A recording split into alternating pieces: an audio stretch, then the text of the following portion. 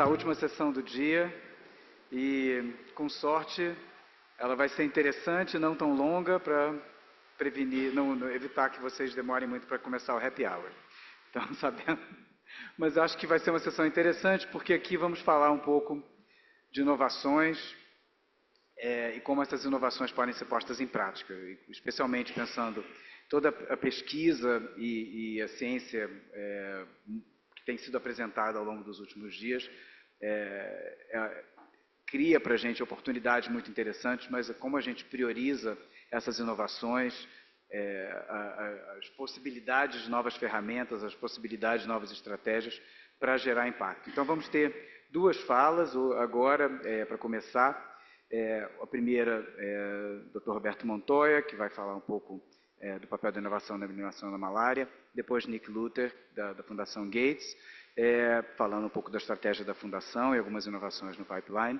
E a partir daí, vamos entrar numa discussão, numa apresentação de alguns exemplos de inovações recentes ou novas abordagens que estão sendo postas em prática e possibilidades, ou têm possibilidade de serem postas em prática em breve. Então, eu vou passar para o inglês, porque parte dos nossos palestrantes fala inglês, então vai ficar mais fácil deles acompanharem, então eu peço a licença de vocês para passar para o inglês. Então, thank you all. I'd like Nick and Dr. Muito Montoya. obrigado. Gostaria de convidar agora a Dr. Montoya e Dr. Nicholas Luther a virem o palco, por favor. So we'll first ask Dr. Montoya Primeiro eu vou pedir para o Dr. Montoya começar com a apresentação dele. Dr. Montoya é conselheiro da OPAS. Ele é um verdadeiro líder regional da malária e tem sido um conselheiro e um parceiro para muitos países na região. E tem muito conhecimento sobre como os esforços contra a malária estão se desenrolando. Então, doutor Roberto. Eu quero primeiro agradecer muito a Ana Carolina, Daniel, pelo convite e a todos os organizadores, porque, na verdade, é uma grande honra, um prazer estar aqui sempre no Brasil e acompanhar esta reunião, que eu acho super relevante para a eliminação da malária na região das Américas. Já, o tempo está contando, então eu vou ter que iniciar. Eu vou... Chuva, né? Ainda bem que estamos aqui. Bom, vou continuar então em português.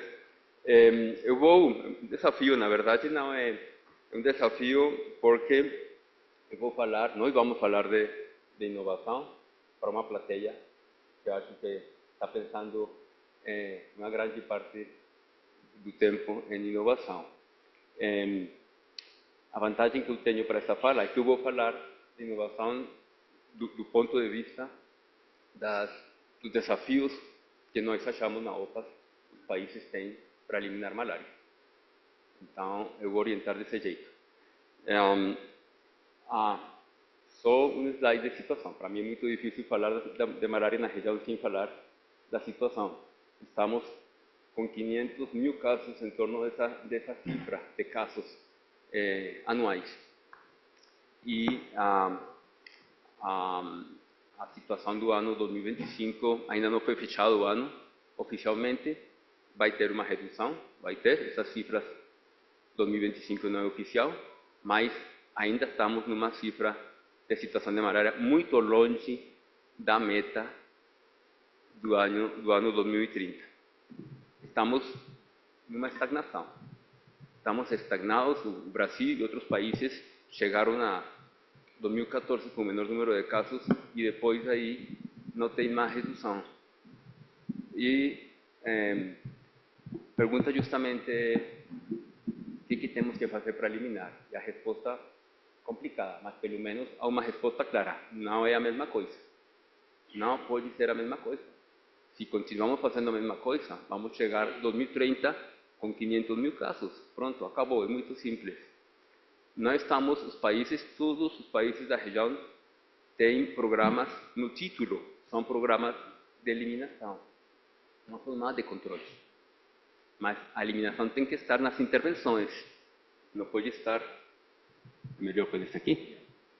Tá, então, estas são as intervenções que a OPAS está incluindo como intervenções para mudar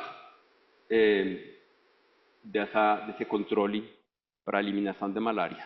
As principais intervenções que podem fazer mudanças e a ideia principal é que o objetivo é reduzir o reservatório, eliminar, de fato, o reservatório humano do parasita.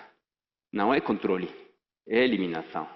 Então, os desafios que vamos falar hoje em termos de inovação teriam que ter essa orientação. Nós estamos falando da OPAS de uma primeira intervenção, a mais importante, que é a expansão do diagnóstico e tratamento. É colocar o diagnóstico e tratamento em todas as localidades com transmissão. Não é a mesma coisa que foi feita nos últimos 30 anos. É uma mudança. Atualmente, os países nas áreas endêmicas têm a situação que está no mapinha de cima. Temos que chegar para o outro mapa. O mapa que está abaixo é o mapa da eliminação. É diagnóstico e tratamento disseminado no território, sem barreiras. 1 hora para as pessoas andarem é suficiente motivo para não procurar, para procurar depois, outro dia. Isso vai perpetuar a transmissão. Para nós, esta é a principal intervenção. Localidade com transmissão não pode ser. Tem localidade, não vamos eliminar malária enquanto os territórios continuem tendo localidades com transmissão sem tratamento. Isso não é eliminação, isso é controle. Então, este é o principal ponto para pensar num contexto de uma malária que está afetando especialmente populações indígenas e com esses agravantes tipo o garimpo. A intervenção é testes rápidos e antimaláricos disseminados com as comunidades. A grande vantagem da malária é que temos um tratamento e diagnóstico. E a participação das comunidades poderia fazer a grande diferença para a eliminação. Então, eu vou passar a este esquema aqui que eu coloco as intervenções principais. Tem essa tradução em termos da estrutura do plano de ação de eliminação que eu vou falar amanhã. E vamos apresentar os desafios de inovação a respeito dessas intervenções. O primeiro ponto são qual é o papel da inovação na expansão do diagnóstico e tratamento de malária. Então, a gente coloca aqui, eu coloco esta tabela aqui, que eu vou usar o mesmo esquema nos próximos slides. Nesta tabela eu apresento na primeira coluna os desafios operacionais a respeito da expansão. E na segunda coluna estão aquelas inovações, aquelas soluções de pesquisa e de inovação que teriam relação com esses desafios. Aqui o perigo para mim é deixar coisas importantes por fora que vocês nesta plateia conhecem muito bem. Mas vamos lá, não tem jeito. O primeiro pacote é a questão o desafio principal de colocar esse diagnóstico e tratamento nas comunidades. O desafio gigantesco de supervisar essas redes amplificadas de diagnóstico e tratamento, expandidas. O desafio de distribuir antimaláricos e testes rápidos em um território que é gigantesco. Isso, para mim, é inovação. Precisa soluções de inovação. De repente, não é a tecnologia, mas tem uma inovação muito importante aqui em termos de usar, por exemplo, a abordagem centrada nas pessoas, a abordagem de pesquisa social, a abordagem de ciências da intervenção, a abordagem de microplanejamento, o uso da telefonia móvel, da telefonia inteligente. Agora a Amazônia está conectada com antenas de comunicação. Tudo isso são elementos que com inovação poderiam ajudar a extender essas redes de diagnóstico e tratamento no território a conectar a miles e miles de pessoas das comunidades fazendo testes rápidos e tratamento com o serviço e a manter um sistema de distribuição de testes rápidos, distribuição de antimaláricos num território imenso. Desse tipo de inovações eu acho que são fundamentais. Outras inovações para populações móveis, por exemplo, as experiências que aqui o Brasil já conhece do Malaquit, com os garimpeiros, diferentes intervenções para chegar nas populações que estão, o garimpo, os indígenas. Para mim, estas são um pacote grande de inovações que preciso trabalhar. Definitivamente, a detecção de infecções de baixa parasitemia, testes rápidos mais sensíveis, outras soluções de point of care, que já foram colocadas aqui também no evento. Muitas das coisas que foram colocadas ontem e hoje estão por aqui, né? A simplificação de tratamento. Se a gente está pensando num tratamento disseminado com participação comunitária, é preciso ter tratamentos muito mais simplificados dos que existem agora. Não somente a respeito da cura radical, também em P. falciparum. Então, este é um capítulo bem interessante. Se a gente realmente muda a cabeça e começamos a pensar num tratamento que possa ser efetivo e com segurança para ser administrado pelas mesmas comunidades. Essa é a grande mudança. Essa seria a grande revolução da eliminação da malária. Tratamento e diagnóstico absolutamente disseminado. Precisa muita inovação nestes temas. Há outras inovações em termos de qualidade da microscopia, por exemplo, no capítulo da vigilância como intervenção, que é outra linha muito importante do plano de ação, onde tem um componente muito importante que falou o Dr. Tawil, a aceleração da eliminação de P. falciparum. Prioridade número 1A dessa região. Temos que eliminar P. falciparum antes de ter resistência. Tipo de desafios na área de riscos biológicos, a resistência. Então, em torno à resistência aos derivados de artemisinin e aos outros medicamentos que acompanham os derivados de artemisinin, é preciso muita inovação ainda no uso das técnicas moleculares, na implementação mesma das ferramentas que já existem, mas aí pode ter ainda um território interessante de inovação. Inovação ainda nos estudos em vivo. Os estudos em vivo são complicadíssimos, são 42 dias de follow-up. Então, precisamos tecnologias e metodologias mais práticas, usando, por exemplo, níveis séricos antimaláricos. Você pode fazer estudos um pouco inversos. Tem muita coisa para pensar aí em termos, o dia 3, a resistência parcial à artemisinin é a presença de parasitos no dia 3 como marcador. Seguimento de dia 3 poderia ser um sistema de alarma para expandir muito mais o monitoramento da... Como é que eu volto para trás? Paz. Desculpa, tá, aqui está.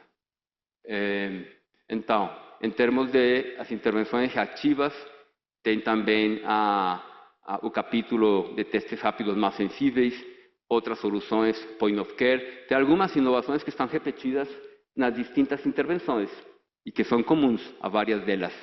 A inteligência para o controle da malária no nível local, a compreensão das dinâmicas de transmissão, a compreensão da mobilidade humana, a malária das fronteiras, precisa dessas ferramentas, inovações em serologia também, em biologia molecular, em análises, modeling, etc. E ainda também os sistemas de recording, reporting de data. Aí tem um capítulo muito interessante de mHealth e de outras soluções online. No capítulo das intervenções mais efetivas para a cura radical, aqui o Brasil é pioneiro na principal inovação, que é a introdução da tafenoquina, mas tem muitas mais coisas a pensar. Então, por exemplo, a cura radical num contexto de um tratamento absolutamente disseminado nas comunidades. Possivelmente não vai ser possível com GC-Speed Testing e tafenoquina. Tem que pensar em coisas que sejam possíveis de fazer e poderia ter intervenções combinadas de tafenoquina com outras intervenções. Então, nesse capítulo, eu acho que tem muita inovação incluso a inovação na aderência de primaquina, uso de outros esquemas e novos medicamentos, e uma área que poderíamos chamar de intervenções coletivas para maior impacto em cura radical. Poderia ser objeto de inovações em serologia, como já existe o projeto Zero PV Serotat, do projeto VISPA, que está promovendo o uso da serologia como um proxy de ser portador de inozoitos para posterior tratamento com tafenoquina. Então, esse tipo de inovações eu acho que poderia ser esse capítulo daqui em particular, o que poderia ter maior impacto na endemia de P. vivax na região, combinado com a expansão do diagnóstico e de pessoas iniciando o tratamento com cloroimequina muito rápido. Finalmente, na área de quimioprevenção, tem inovações relacionadas com os medicamentos. Os medicamentos para a quimioprevenção é um grande desafio, melhores medicamentos, ferramentas de biologia molecular. E na área de entomologia, aqui já foram colocadas várias coisas. O principal desafio da região, vectores, a exofilia, a endofagia dos vectores, essa heterogeneidade que falou o Alan ontem, impressionante. É um desafio gigantesco. A entomologia está mostrando que cada 2 curvas do rio o comportamento é diferente. Meu Deus, é um desafio gigantesco para estratificar o controle vectorial. Então, essas coisas, para mim, colocam muitos desafios nesses capítulos que eu coloco aqui. Novos produtos, os rebanadores espaciais. Eu acho que uma das coisas mais prometedoras que está tendo, a inovação já aconteceu, mas em torno a isso pode ter outras coisas. E eu vou fechar aqui. Acho que o que eu acho, pensar inovação não é só tecnologia. Acho que temos que inovar nisto aqui. Social mobilization, mobilização social. Esse é o eixo transversal do plano de eliminação de malária que a OPAS está propondo aos países. Temos que ativar a sociedade, as comunidades afetadas e muitos outros atores da sociedade, e isto precisa de inovação. Inovação para chegar nas comunidades, para mostrar o problema e para encaixar as intervenções concretas. Não perder o foco nas intervenções pragmáticas concretas, mas com mobilização social. Eu acho que aqui terminei. Muito obrigado. Está justo no tempo, Alexandre.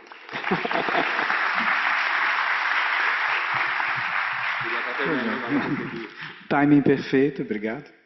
Então, agora eu vou apresentar o Nick Lutter. Nick Lutter é Senior Program Officer na Fundação Gates. Ele é responsável pela introdução de novos produtos e já há bastante tempo um amigo do combate à malária no Brasil, porque acompanhou de perto a introdução do teste de CSPD e da tafenoquina através do consórcio PAVE, antes de estar na Fundação Gates e agora está na Fundação Gates. Então, Nick, please, the floor is yours for 10 minutes. Nick, a palavra é sua por 10 minutos. Muito obrigado, Alex. Obrigado, Dr. Montoya, aos organizadores e ao Ministério pela oportunidade de apresentar. Eu vou passar rapidamente aqui por alguns dos produtos que estão no nosso pipeline de inovação para a malária. Vocês devem ver algumas coisas familiares aqui. Eu acho que isso aqui é um testamento, é uma prova de como o trabalho da pesquisa funciona no Brasil e na região. Nós ouvimos outras apresentações falando sobre esses mesmos produtos nos últimos dias. Eu vou fazer aqui um histórico da Gates Foundation e do trabalho da Gates Foundation em malária. Nós temos uma meta e uma visão de erradicar a malária nos próximos 20 anos, essa é a nossa meta. Queremos salvar o máximo de vidas possível nessa nossa luta. Temos 3 pilares. Queremos diminuir a carga da doença. Não queremos que seja uma linha reta até zero. Nós queremos uma curva que chegue até zero. Nós queremos ficar à frente sempre da resistência. Nós vemos resistência aos nossos mosquiteiros, nós vemos resistência aos diagnósticos, nós vemos resistência aos tratamentos também. Então, sempre temos que ficar à frente dessa resistência para os produtos continuarem funcionais. Trabalhamos com cadeia de valor de desenvolvimento de produtos, desde o início, com pesquisa e desenvolvimento, até o lançamento dos produtos, apoiando estudos clínicos e a pedido de licenciamento regulatório.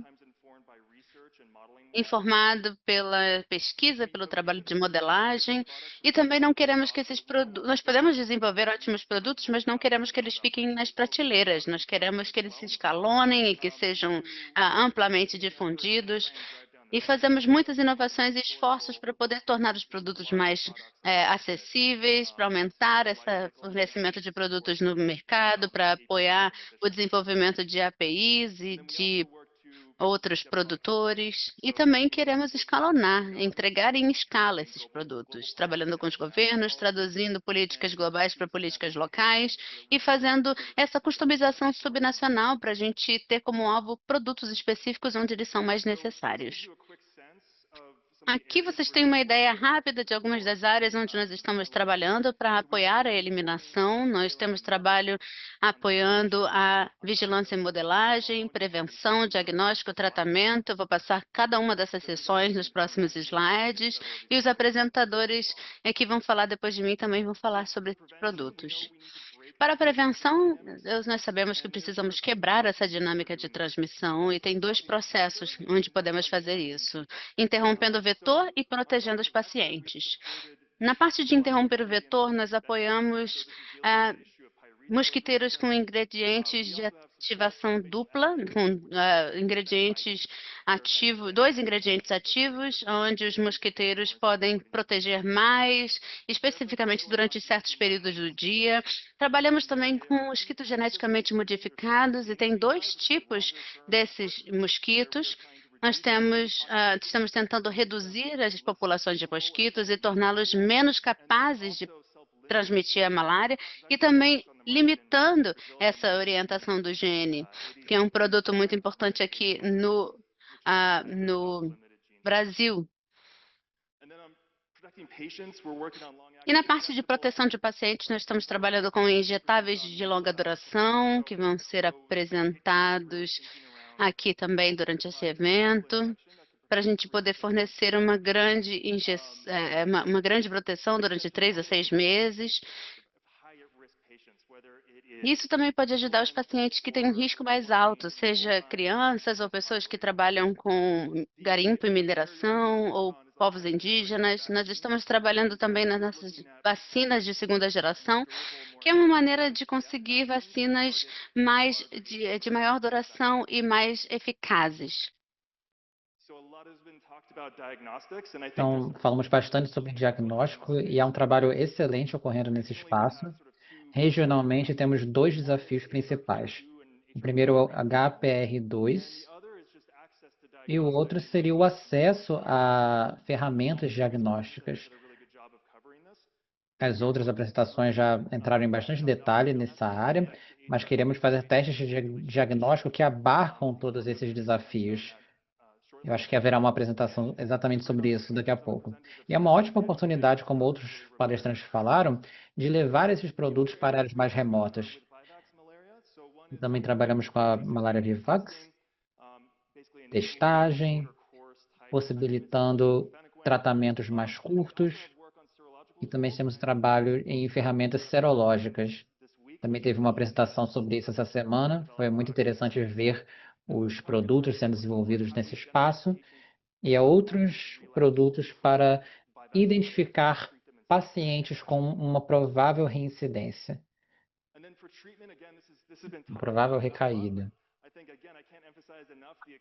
Não posso enfatizar o suficiente, né, o progresso que vemos. O Brasil foi um dos primeiros produtos a dar escala a esse novo produto. Isso mostra a habilidade da América Latina de adotar novos produtos, de dar escala a eles também. Isso mostra o caminho para outros países. Para CTs, uma das formas-chave de utilizá-los é como utilizar a artemisina como um composto viável.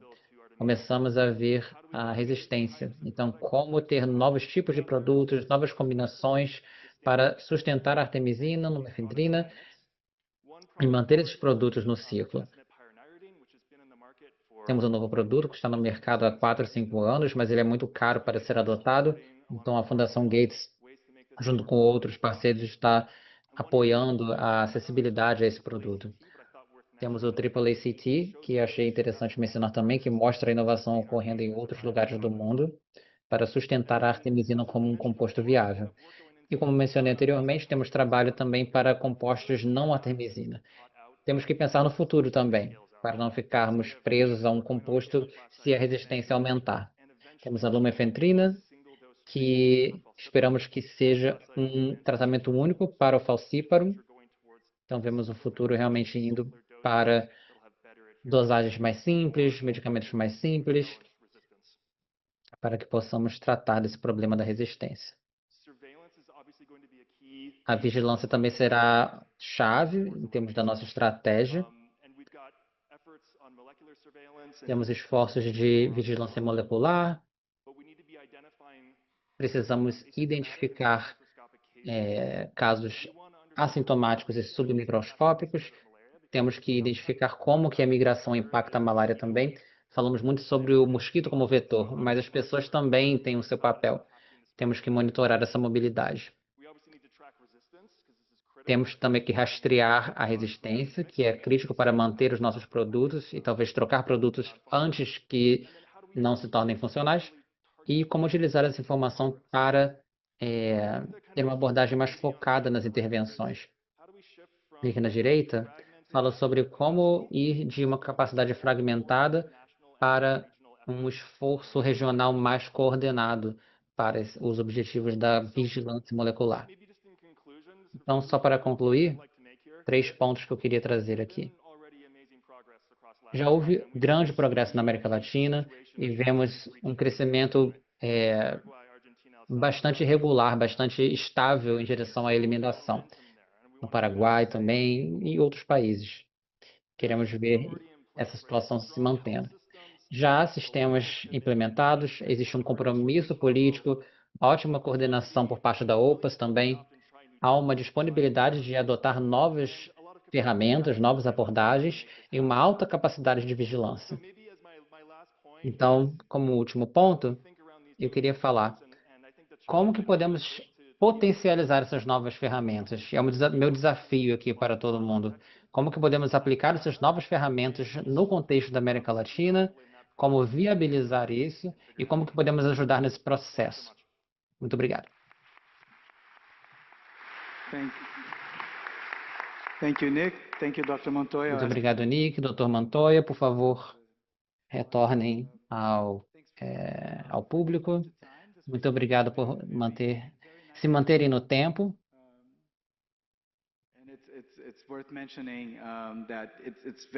Vale mencionar também que é muito interessante ver que ambos rastrearam os problemas de volta para as inovações.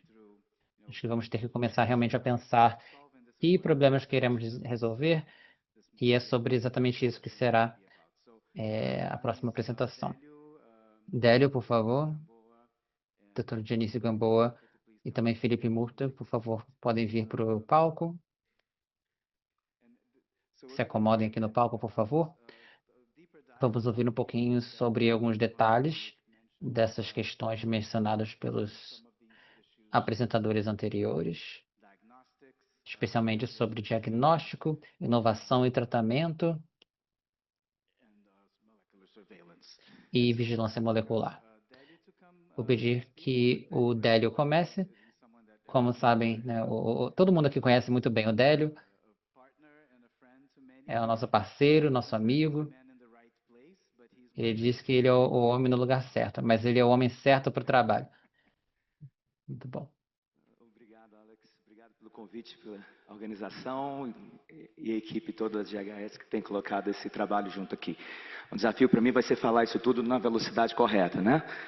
Vamos tentar aqui. Teste diagnóstico para malária, então. Vamos lá. Alex já falou um pouco, né, sobre o desafio exatamente dessas 3 regiões, garimpo legal, terra indígenas e zona de conflito. E elas todas, às vezes, acontecem todas no mesmo tempo, né? Elas sobrepõem muitas vezes. E nessas áreas, às vezes, montar um sistema de diagnóstico, principalmente, que é o nosso foco aqui, com microscopia, é muito difícil, porque o governo, as organizações, as instituições organizadas não conseguem, né, governamentais, entrar lá de forma fácil. Então, uma forma de facilitar isso é exatamente teste rápido. Uma coisa que a Aniele falou mais cedo, que né, na Amazônia a gente tem teste em tudo quanto é lugar, microscopia em tudo quanto é lugar, microscopia principalmente, infelizmente não é verdade mais. Né? Há uma concentração muito grande de microscopistas em áreas realmente mais fácil acesso. Isso tem várias razões para isso estar acontecendo, a gente não dá para entrar em detalhe aqui. Então, realmente o teste rápido está sendo uma salvação, está sendo um instrumento que realmente facilita e a gente continuar os nossos trabalhos, né, de diagnóstico da malária. A gente enfrenta com a questão o mundo todo tem passado a usar bastante o RDT, né, chamar dessa forma, mas a gente tem dificuldades e entre elas o surgimento de mutações que alteram a expressão então do gene HRP2 e 3, vou deixar isso para a Dionísio falar, né, e algumas alterações relacionadas à malária vivax, que é a sensibilidade, né, que os testes rápidos usam o LDH, né? O LDH ele tem uma sensibilidade um pouco menor, então há um desafio para os novos testes que eles sejam mais sensíveis na detecção, então pensando no caso do vivax. Há uma diretriz da Organização Mundial de Saúde falando que quando existe 5% de deleção, e aí isso é um ponto importante, entre os falsos negativos, tá? Então não é 5% de deleção, 10% de deleção, 5% entre os falsos negativos, há uma recomendação de troca, então, né, de buscar uma nova forma, um novo modelo, um novo de teste rápido.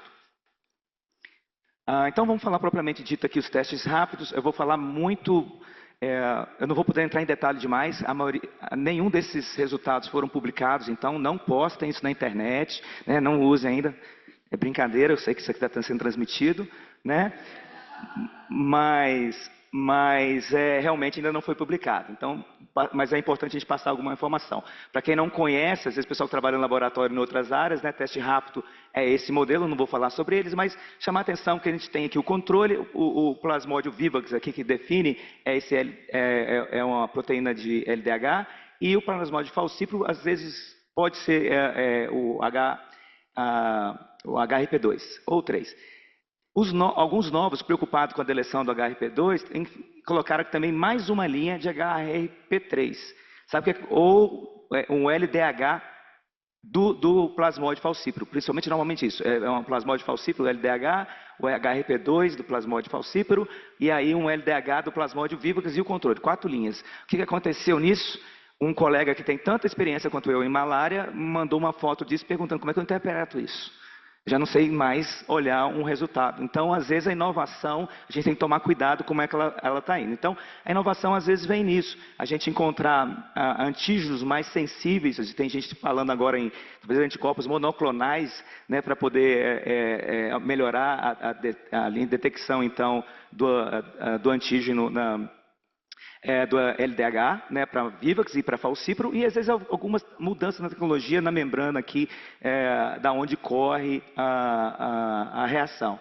A outra coisa importante talvez para Falciparum, né, não usar só o HRP2 e o 3, mas também usar a proteína de LDH para Falciparum. Então, essas são linhas que tendem a melhorar, então, a qualidade da proteína para sensibilidade e aumento, então, da questão genética também. A gente, lá em Porto Velho, mais uma vez, eu estou no lugar, né, certo, né, tem falado isso importante às vezes, eles procuraram, então, para fazer o teste novos testes rápidos da Abbott, do SD Biosensor e da Rapigen. E eu vou falar um pouquinho sobre esses estudos, então, alguns resultados. Tá? Isso aqui, a gente monta, então, um teste de validação do teste diagnóstico e a gente tem esse trabalho, alguns testes foram feitos em Porto Velho e também em Manaus. A gente tem um paciente que chega com sintomas, né, e ele quer saber se ele tem malária ou não, e a gente então colhe a capilar e colhe um tanto de sangue que vai para sangue venoso, e o sangue venoso é onde a gente aplica então o padrão ouro, onde a gente faz a microscopia com 2 leituras, aquela coisa toda, né, e faz o PCR também, e a gente compara então o resultado do capilar, que a gente também testa também o point of care no sangue venoso e no sangue capilar, e a gente compara. Tá? Essa normalmente é a metodologia de todas elas. Então, vou falar rapidamente aqui da Abbott, né, que tem essa nova geração deles, e E o que a gente tem dele aqui, então? O que eles trabalharam? Eles têm uma versão que tem uma aba só com uma linha só com uma... para falcíparo, um teste que tem só para falcíparo e o controle, onde eles colocam o HRP2 e a proteína para o LDH juntos, né? E aí o que a gente tem? Comparado aqui a microscopia, né, que deu um resultado de sensibilidade de 70,6, a gente tem um aumento de até 96 desse teste que eles chamam de TDR NextTech. Né? Para a Vivax, comparado com a microscopia, a gente tem, então, a microscopia acertando 85% e a gente tem 89%. É um aumento, né, sensível da microscopia, mas não tanto tão maior assim. As infecções que a microscopia, né, que não foram diagnósticos pela microscopia, a maioria deles tiveram um valor do CQ, quer dizer, a quantidade de ciclos que tem que fazer no PCR, né, acima de 30. Então a gente sabe que a parassemia é uma parassemia mais baixa a quantidade. O NextTech, né, que é 150 aqui, que é o Plus, ele é o que tem só falcíparo, né? Então ele tem uma sensibilidade de 96,1 e uma especificidade de 99,6. O NextTech 160, que é o plasmódio falcíparo, e o PVivax Plus, né? Ele tem o HRP2 e o LDH da falcíparo numa faixa e o LDH da Vivax na outra faixa e o controle, né? Ele encontrou a mesma coisa de sensibilidade, mas e diminuiu um pouquinho a sensibilidade global, tá? A sensibilidade, né, tá aqui. Para a Vivax é um pouco menor, como a gente tinha colocado. Algo muito importante aqui é mostrar que a detecção em baixa densidade, foi uns testes que a gente fez, mostrando com densidades diferentes de parasitemia, quanto foi a resposta do teste rápido usando HRP2 e do LDH. E a gente viu que aqui na nossa população testada, o HRP2 ainda mantém uma sensibilidade inclusive maior que o LDH. Então, para que está o LDH? Na hora que tiver alguma deleção, algum problema, o LDH vai pegar aqui. Ok, mudando rapidamente aqui, então, já para o SDB, né, esse nome de Standard QHS Malária. Ele foi feito com esses 500 pacientes, eu não vou falar aqui mais, o desenho foi muito semelhante. O resultado, a gente teve 500 pacientes avaliados e a gente teve aqui, então, o resultado de falcíparo comparado com a microscopia, uma sensibilidade de 95% e a especificidade de 100%. No capilar, no sangue venoso, a sensibilidade normalmente é maior no sangue venoso, porque você não tem a instabilidade da realidade que é feita lá no capilar, né? Então 100%, especificidade de 99%. Então talvez você vê na bula, você acaba vendo muita coisa de sangue venoso, né? Que ele é lindo e maravilhoso, mas na realidade é um pouquinho diferente. E no Vivax a gente tem a sensibilidade de 94%.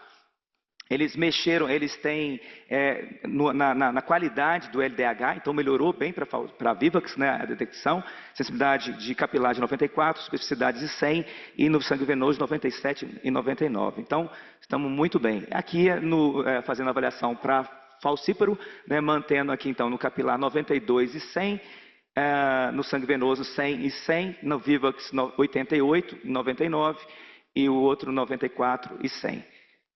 A RapGen, eu tenho aqui então, o RapGen ele tem uma nomenclatura um pouquinho meio diferente, eles estão chamando de, quando tem combinado o HRP2 e o LDH, eles chamam de CHL, tá? E quando é a combinação, que tem a combinação do HRP2 falcíparo, né? E o DHL falcíparo, mais no mesmo set, o LDH da Vivax, eles chamam de CHL/L, só para na hora que a gente mostrar, vocês acompanharam.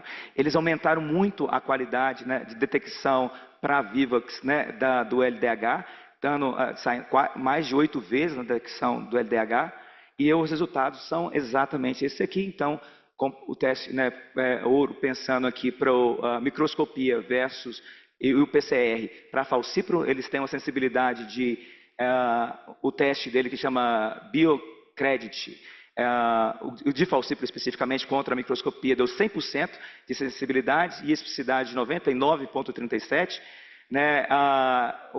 esse mesmo, contra o PCR, deu 100% também de sensibilidade e 99,71% de especificidade. Para microscopia, o teste que tem os dois, para Vipix e Falciparum, ele tem 98% de sensibilidade e 99% de especificidade contra a microscopia, e contra o PCR ele tem 98,31% de sensibilidade e 99,71% de especificidade. Lá está falando o padrão ouro, pensando então, o que tem os dois testes no mesmo programa, né, que também ele diminui um pouco a sensibilidade, dá 97,5% de sensibilidade 99,9% na microscopia, e lá nele contra o PCR de 99,9%, 99%, 98%, quer dizer, são números muito bons. A gente está bastante animado. Aqui, só por último, é uma limiar de detecção. Então, é também o limiar de detecção dele, olhando pela densidade de parasita, muito bom para o Falciparum, para o Vivax, que só tem o LDH. Tem uma queda quando a parasitemia é muito, muito, muito baixa. Mas, no geral, ele está bem. Eu acho que não tem tempo, que acabou. E aqui eu vou falar só uma curiosidade para vocês, que é como é que funciona o sistema de pré-qualificação. Eu acho que, imagino que o SDB está mais ou menos naquela posição ali. O Rapgen acabou de terminar o teste de revalidação, e a Abbott a gente não sabe, que ele fez tudo isso, a gente não sabe para onde está. Eu acho que alguém da Abbott está por aqui, vocês podem perguntar para eles. Eu vou terminar por aqui agradecendo todo mundo do laboratório, que verdadeiramente é eles que fazem, a turma da clínica. Eu sou só um ponto de contato. Obrigado. Muito obrigado, Bélio. E eu estou fazendo uma confusão, falo inglês, falo português, mas vou continuar em português. Então, eu vou apresentar a próxima pessoa que vai falar em português também, que é o Felipe Murta, que é pesquisador da Fundação de Medicina Tropical do Amazonas, que trabalha com métodos quantitativos e qualitativos e ajuda a garantir que as inovações elas cheguem de um jeito que seja adequado e aceitável para os profissionais na ponta. Obrigado a todos, obrigado pelo convite. Primeiramente, um prazer estar aqui com essa mesa. Obrigado, Alex. E aí eu queria iniciar a minha fala, primeiro, atendendo ao pedido de vários colegas que têm nos perguntado, e aí, como é que está Manaus? Né? Com a ida do Dr. Marcos Lacerda para o TDR da OMS, que foi um grande ganho para nós, eu queria só dizer para vocês que Manaus continua de pé, e ele me disse o seguinte: se eu fiz um bom trabalho, vocês conseguem tocar o barco. Né? Então, juntamente com o meu parceiro Marcelo Brito, minha parceira Gisele Melo, a gente tem tocado o barco, e vocês podem ter certeza que Manaus está aí para continuar as pesquisas. Bom, pegando um gancho nisso, esse estudo ele foi desenhado, né, chamado Tafenokids. Ele é desenhado pelo Dr. Marcos Lacerda, por mim, pelo Marcelo e pela Elisa, da MMV. E a gente tem como... Acho que eu não peguei o point. A gente tem como objetivo acompanhar a implementação da tafenoquina pediátrica. Bom, eu sou um pesquisador da ciência da implementação, então esse é um dos grandes objetivos, que é avaliar se na ponta a medicação está funcionando, está sendo bem aceita, como a gente fez com a tafenoquina adulta. Bom, eu começo dizendo da importância da criança na transmissão da malária, né, no contexto da criança.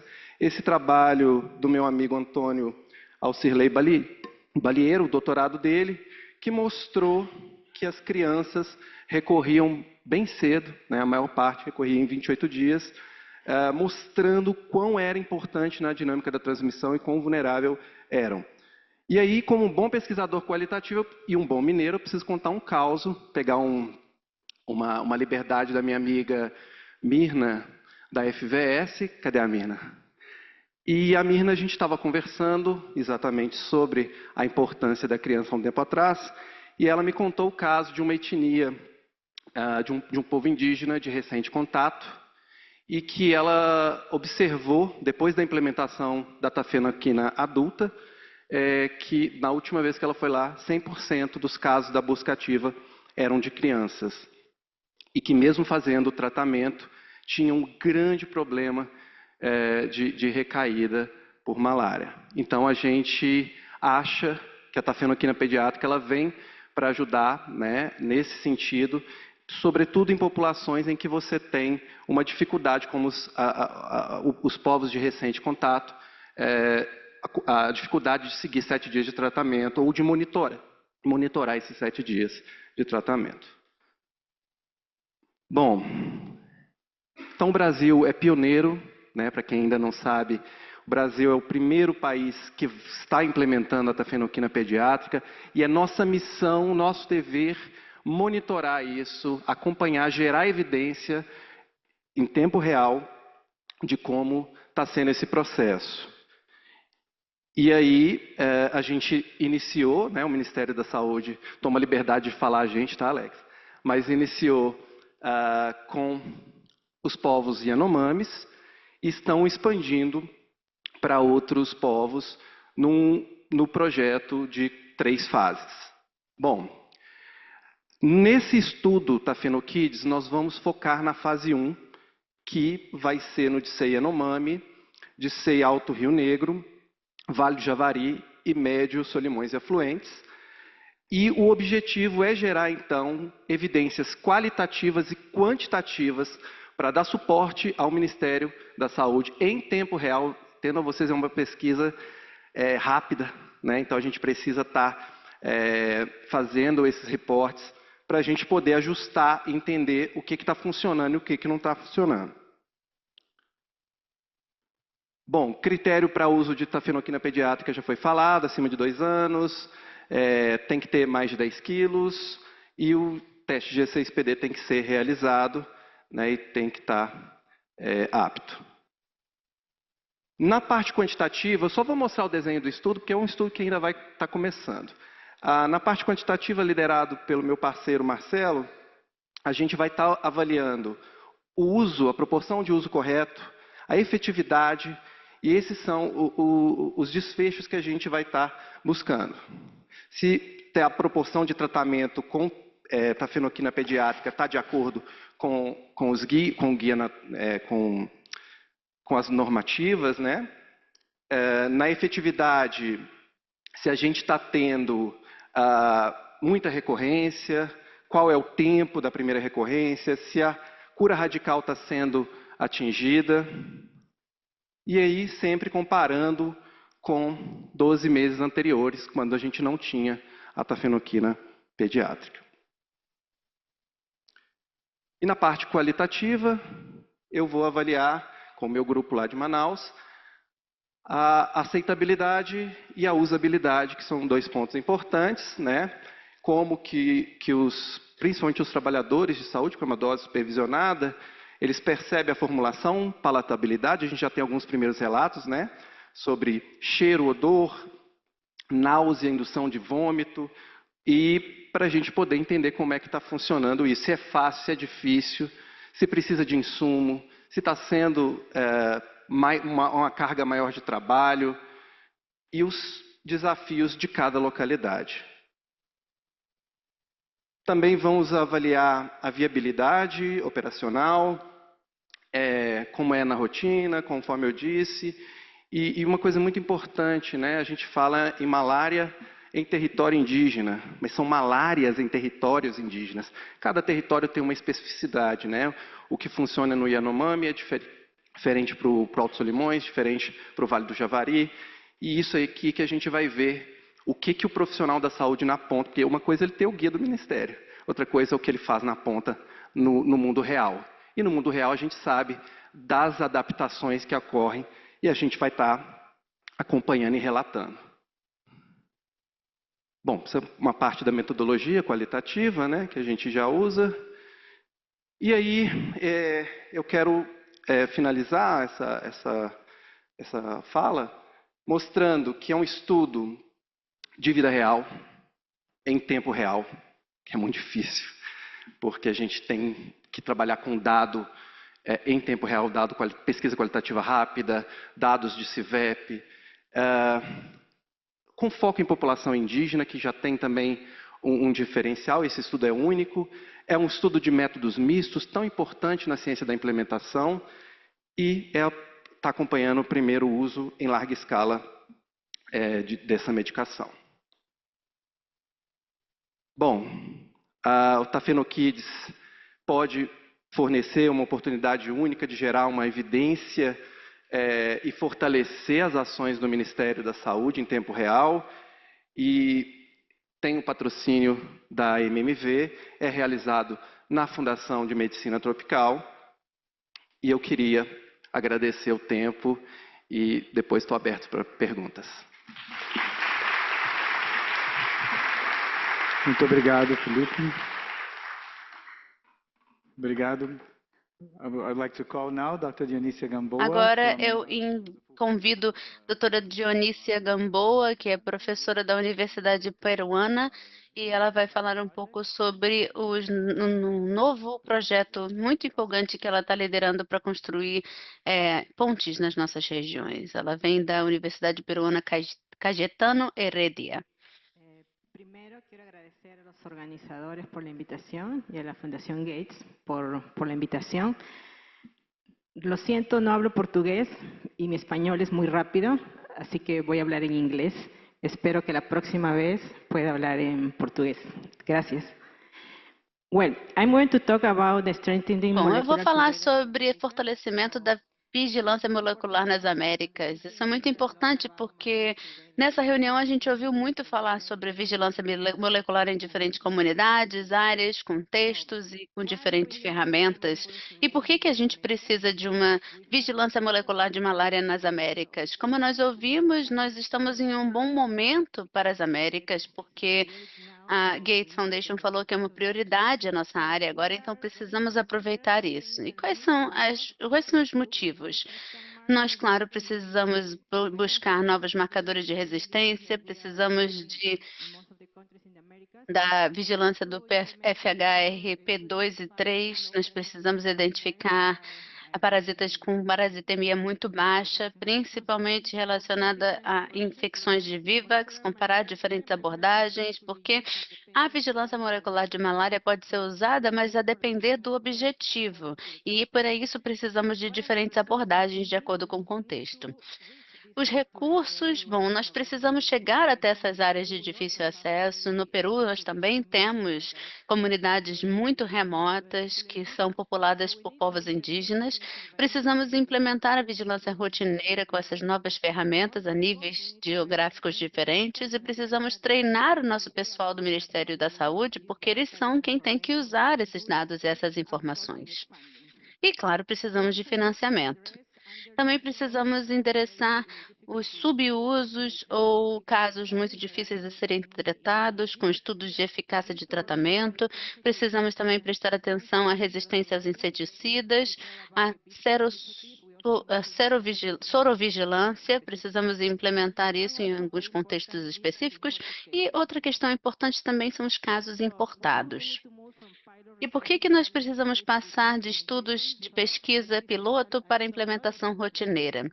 Eu vi muitas palestras relacionadas a diferentes ferramentas, mas principalmente no contexto de pesquisa. E nós precisamos transferir essas ferramentas e conhecimento à nossa rotina. Precisamos da participação das autoridades e para convencê-los da utilidade dessas ferramentas e também para obter deles as prioridades que eles têm e as necessidades para poder implementar essas ferramentas. Precisamos alcançar sinergia entre as diferentes partes do Sistema de Saúde Nacional. No caso do Peru, nós temos o Ministério de Saúde, nós temos o Instituto Nacional de Saúde, que está fazendo as técnicas de implementação, e também temos a direção que está responsável pela vigilância. Então, essas três instituições precisam conversar e trabalhar juntas. Precisamos também garantir financiamento, porque a vigilância molecular da malária não é barata, e precisamos envolver organizações de saúde internacionais como a OPAS e a OMS. E como podemos fazer isso?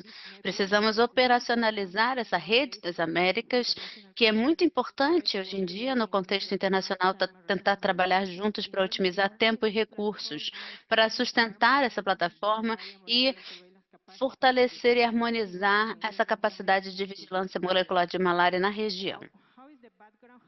E qual é o histórico? Como chegamos aqui? No meu caso, nós começamos esse trabalho com o Instituto de Medicina Tropical da Antuérpia, com uma cooperação com o governo da Bélgica. Começamos a desenvolver ferramentas para a vigilância molecular da malária e disseminar e implementar em diferentes contextos no nosso país. Nós trabalhamos bastante em comunidades dentro do Peru, mas percebemos que Peru não é um país isolado. Temos fronteiras e as pessoas se movimentam, então estamos em colaboração com várias instituições da América do Sul. Em todas as instituições da região, no Equador, Colômbia, Venezuela, Honduras, Brasil e Guiana, para implementar essas ferramentas, para entender a estratificação da população do Plasmodium vivax. Esse daqui é um recurso preliminar, espero que a gente consiga mostrar mais detalhes no ano que vem, na reunião do ano que vem, e precisamos trabalhar para entender qual é o contexto e quais são as características dos parasitas que estão se movimentando, não só para propósitos de pesquisa, precisamos transferir essas informações para que elas sejam usadas. Além da pesquisa, também estivemos muito envolvidos em capacitações, principalmente em parceria com o Centro Internacional de Engenharia e Biotecnologia, instituições no nosso país e também na região. Tem muitos colegas que eu conheci aqui nessa reunião que podem ser nossos parceiros, e nosso trabalho não se relaciona somente com isso, mas também com o trabalho no laboratório e a análise, que são passos muito importantes. Então, parte dos nossos workshops também envolviam a análise dessas informações que nós obtivemos. Além disso, também decidimos discutir o futuro, o que nós precisamos fazer a seguir, o que nós precisamos fazer com todas as informações que foram geradas por todos esses anos. Então, convidamos os colaboradores que também estão trabalhando na vigilância molecular de malária na região e convidamos a autoridade de saúde do nosso país para discutir e para perguntar para eles o que eles esperam da vigilância molecular de malária, o que eles precisam em termos de técnicas para que a gente crie um plano. Isso foi em maio de 2025. Em agosto de 2025 também, a Universidade de Harvard, com o financiamento da Gates Foundation, organizou essa reunião das Américas, na cidade do Panamá, sobre vigilância molecular de malária, sobre essa rede, para entender como que a gente precisa organizar essa rede. Um ensaio foi publicado depois dessa reunião, e nesse ensaio nós temos um resumo do conteúdo que foi discutido. Os participantes dessa reunião foram pesquisadores, profissionais da saúde, pessoas de instituições de saúde, do Ministério da Saúde, e nós discutimos como essa rede poderia ajudar o trabalho dessas pessoas. Qual seria o valor agregado? Entre as respostas, eles falaram de treinamento, capacitação, compartilhamento de dados e colaboração, recursos sustentáveis, harmonização de protocolos, porque nós temos muitas ferramentas e que mudam de acordo com o contexto, bioinformática e suporte de análise de dados, expansão e integração, e logística e manejo de amostras. Nós sabemos que temos um problema muito difícil no nosso contexto com a importação de amostras. Com base na pergunta que nós fizemos sobre o treinamento, nós perguntamos qual seria o principal foco do treinamento, e a maioria dos participantes responderam bioinformática.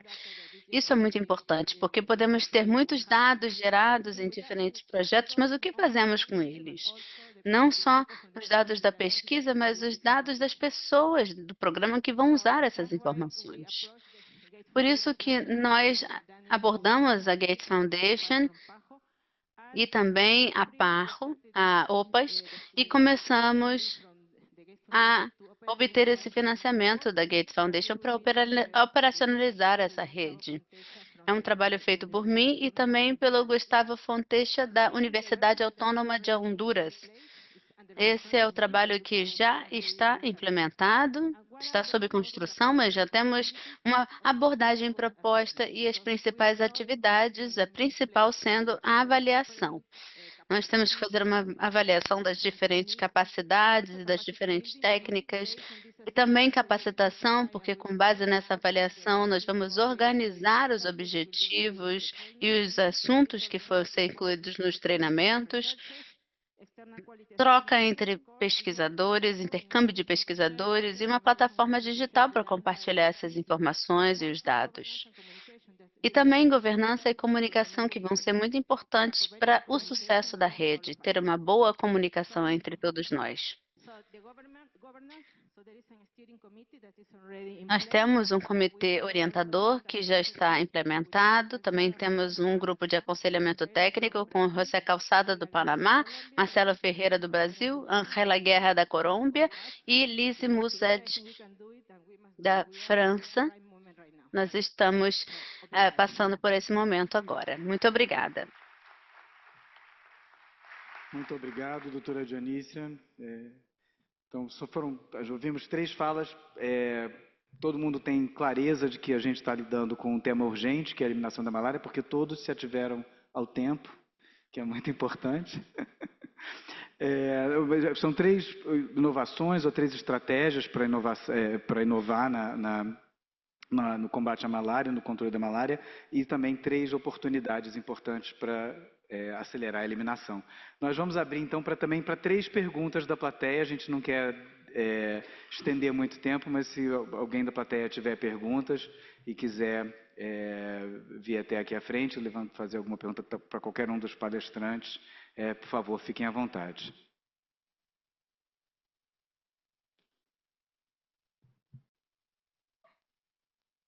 Olá, parabéns a todos pelas excelentes talkings. Minha pergunta é para o Délio. É porque eu não vi nenhum dos testes rápidos que você está fazendo análise, uma geração que tem agora de ultrassensível, que além do HRP2, eles adicionam o HRP3 para bypassar a detecção do HRP2, porque o LDH é menos sensível. Eu queria saber se você tem alguma experiência nisso.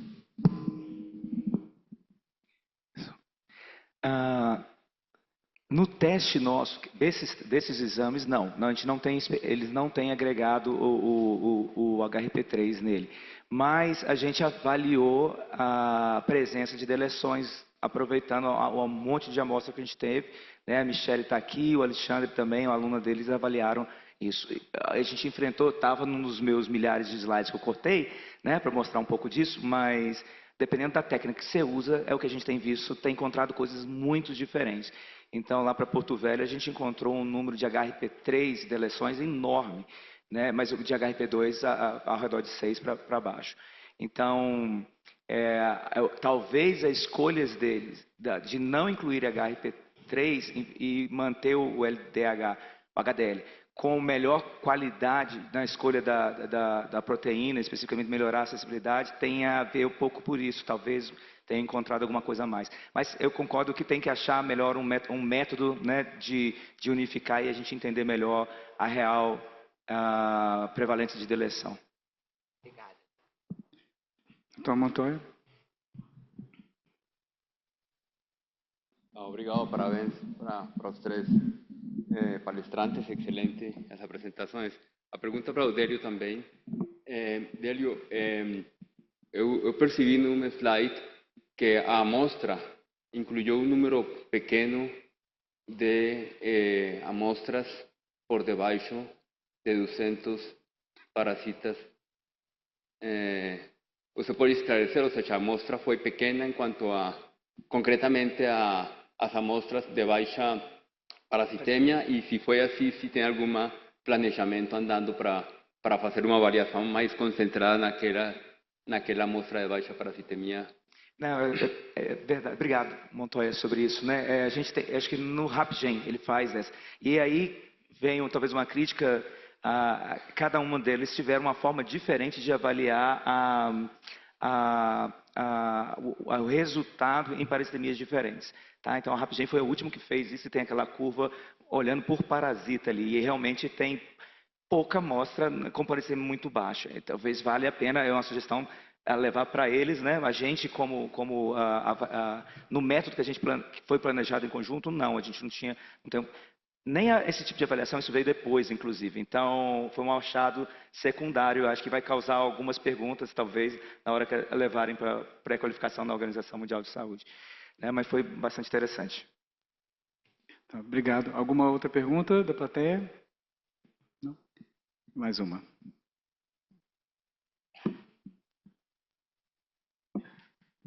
Muito obrigada pela fala de vocês.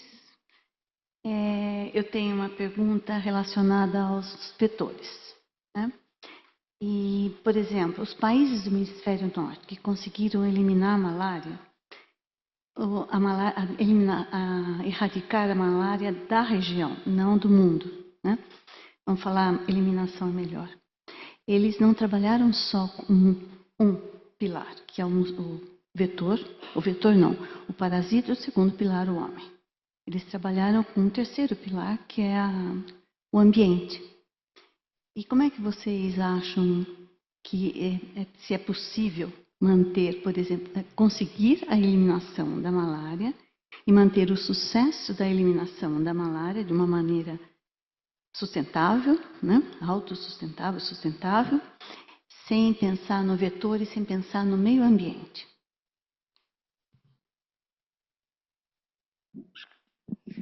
Obrigado pela pergunta, né? Eu acho que o tema acabou nos concentrando, né, para falar exatamente do teste diagnóstico, alguma coisa desse tipo. A gente pode expandir, talvez, para os outros colegas que estão aqui embaixo para responder, tá, professora? Se for o caso, talvez o Montoya trazer. Mas, com certeza, a resposta, se eu for falando, né, não é só com teste diagnóstico, não é só com tratamento. A gente já tem repetido essa frase que não existe uma bala de prata para resolver o problema da malária. O trabalho com a questão entomológica é extremamente importante, mas ela é muito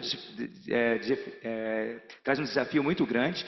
Eu acho que as apresentações durante o dia hoje mostraram isso para a gente. Era uma pergunta que eu tinha, eu falava, a gente às vezes busca somente num local e traz uma apresentação falando que todos os vetores do Brasil funcionam mais ou menos daquele jeito. E não é verdade, então a gente vai ter que investir muito mais nisso, entender as particularidades e instrumentos que vão ser usados em cada local. Não de forma alguma que é só esse tipo de investimento que vai resolver.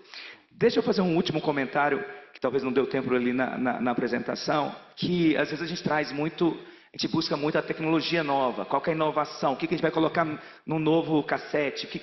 E às vezes, uma coisa que eu aprendi muito fazendo esses testes de validação, que a gente tem um último teste que faz, é de avaliação da usabilidade. Isso faz parte do relatório. Como é que as pessoas, que depois que você montou, como é que eles usam? É fácil de usar? Não é fácil de usar? Como é que eles leem isso? Isso faz parte do relatório de cada um deles. E a gente acaba percebendo que eles têm muita dúvida disso. Então, às vezes, você entrega um produto bom e, no final, a gente tem 20%, 40% de erro de leitura, dando negativo, que é, na realidade, positivo. Então, uma tecnologia muito importante, eu acho que fiquei feliz pela fala do Nick, né, que há um investimento também no treinamento, na formação, na renovação, a ação do Ministério que a gente viu, né, voltando e treinando. O Pablo falou, nossa, vai vir falar disso de novo. Mas enquanto a gente está percebendo, a gente tem que achar mecanismos de perceber aonde, se estiver usando com baixa, a usabilidade não está correta, todo investimento que a gente faz em tecnologia, às vezes vai por água abaixo. Tá? Então, essa é uma parte bastante importante. I just want to add that because we consider the vectors very important in the Nós network. consideramos os vetores muito importantes e temos um grupo de vetores, então está bem-vinda também de fazer parte desse trabalho, dessa rede, porque a vigilância molecular não é só para os parasitas, é também para os vetores. Quer comentar alguma coisa? Não? Muito obrigado, agradeço a vocês. Vamos encerrar a discussão, mas eu primeiro vou chamar, antes de encerrar a sessão, vou chamar o Alexander Vargas para vir aqui falar um pouquinho sobre como ele, do ponto de vista da gestão, da implementação do programa, vê a possibilidade de incorporar e usar essas inovações na vida real. Obrigado, Alexandre. Ficar em pé aqui, né? Tentando fazer um panorama geral, né, das palestras, parabéns pelas palestras. E aí queria iniciar agradecendo a GHS, porque a GHS na submissão da tafenoquina pediátrica à Conitec deu um grande apoio. Você, a Luísa e a Roberta, Porque, e aí, vou falar, agradecendo a nossa equipe do Ministério, a Samela também, o Dr. Marcos Lacerda também nos ajudou, e nós tivemos que fazer 2 estudos, de custo-efetividade e de impacto orçamentário. E a gente não conseguiria se vocês não nos dessem o apoio, porque tivemos os pesquisadores e deu tudo certo, né? Então, muito obrigado. E aí já estendo para o Nick, a gente agradece muito, porque o primeiro dia do meu trabalho no programa da malária foi no Grand Challenge, né? Malária Grand Challenge, que eu conheci o Alexandre, o Délio, o Felipe e outros, né, parceiros, e a gente agradece muito a Fundação e contamos muito com vocês. A gente sabe das dificuldades, mas a gente, né, inovação é muito bom. E aí, falando das 3 apresentações dos nossos colegas aqui, o teste rápido, né, de antígeno que a gente usa hoje, ele é muito bom. A gente tem quebrado paradigmas no Brasil, então assim, é um trabalho de formiguinha, mas o fato é que cada vez mais a gente testa, a gente está achando, né, buscando casos, só que um desejo é que esse teste seja mais sensível. E tomara, Délio, que a gente consiga mesmo alcançar isso, né? Isso é fantástico. Boa sorte, e a gente conta muito com isso para que a gente, né, tenha essa ferramenta, digamos assim, mais melhor, né, digamos assim. Com relação ao Tafenokids, né, Felipe, eu estou participando, a minha família vive a malária hoje, minha mulher já fez a apresentação, eu já mandei uma foto para ela, eu vivo, meus filhos, e aí, como é que está a tafenoquina, como é que está a malária? Então, assim, a minha vida é malária nos últimos 2 anos e 2 meses, e a tafenoquina, a Tafenokids, a gente chegou nesse nome numa reunião, né? Enfim, a gente anseia muito, agradece muito o apoio da MMV, e eu estou ansioso para chegar ano que vem ver o impacto, porque eu acho que vai ter impacto, né, que talvez a tafenoquina adulta não teve por N motivos, né? Pela questão sociodemográfica, mas enfim, tomara que dê certo. E a professora Dionísia, a gente fica muito feliz, a gente se coloca à disposição como Ministério da Saúde, a gente está fazendo um movimento no Ministério, conversando, porque o Brasil é um país que tem muita pesquisa, a ideia é que nós, Ministério, trabalhemos, né, junto com os pesquisadores, com o serviço, né, os nossos colegas que estão lá no Estado, no município, para fazer uma rede e ajudar nas tomadas de decisão. Tá? E aí, finalizando, o Dr. Montoya, obrigado, a gente agradece muito todo o apoio da OPAS, Dr. Montoya, doutora Sheila, né? A gente trabalha sempre em consonância e estamos sempre abertos. E, para finalizar, é fundamental a inovação, mas toda inovação, eu estou sentindo isso na pele e não é fácil. Eu brinco que, por exemplo, se você tirar o seu relógio de um braço e botar no outro, seu corpo fica achando estranho, ou seja, mudanças não são tão fáceis. O fato é que hoje, depois de 2 anos e 2 meses, a gente tem o G6PD implementado, a tafenoquina, outros, né, estamos abertos a outras, mas a gente sempre faz o retrospectivo e vê onde a gente errou. E a gente erra, mas a gente está sempre tentando corrigir. Tá? E, finalizando, agradecer mais uma vez, e o Ministério da Saúde tem esse dom de trabalhar com inovação, com pesquisa, evidência científica, nos norteando nas tomadas de decisão. E eu quero aproveitar para agradecer a equipe que hoje eu lidero, meus colegas, porque eu não tomo nenhuma decisão sem falar com eles. Eles que fomentam a minha mente, e eu sempre com humildade tento, né, com vocês, que são vários pesquisadores, parceiros, tem colegas aqui, a Mirna, o Gerson, a Jaque, que são do serviço que estão aqui. É ruim nominar, mas eu tenho que nominar que eu gosto muito de vocês. Obrigado. Obrigado, Alexander. Obrigado a todos. E acho que encerra a sessão. Agradecer a Carol e Daniel mais uma vez pelo apoio e a oportunidade de fazer a sessão aqui. E acho que convido todo mundo para o happy hour, não é isso? E os posters? Tá bem. Obrigado, gente.